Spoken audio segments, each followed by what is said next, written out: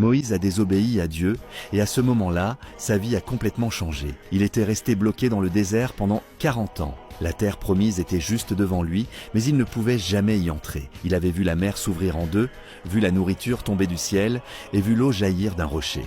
Il a conduit un peuple têtu à travers le désert, avançant par la foi encore et encore, jusqu'à ce jour à Mériba, où il a craqué. Dieu lui avait dit « Parle au rocher ». Mais Moïse, rempli de colère, a levé son bâton et a frappé le rocher une fois, puis 2 fois, de toutes ses forces. L'eau est sortie, le peuple a crié de joie, mais la gloire, il l'a prise pour lui. À cet instant, le ciel est devenu silencieux. Puis la voix de Dieu est tombée. « Parce que tu ne m'as pas fait confiance, tu n'entreras pas dans cette terre. » Des années plus tard, quand le peuple était prêt à traverser, Dieu a conduit Moïse au sommet du mont Nebo. Là, il a vu la terre pour laquelle il avait combattu toute sa vie. Il pouvait la voir, mais pas la toucher.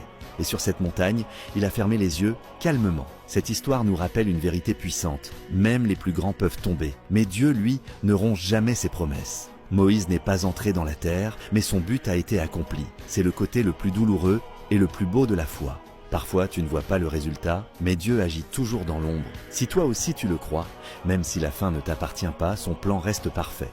Partage cette vidéo pour que plus de gens se souviennent que la foi, elle, ne faillit jamais.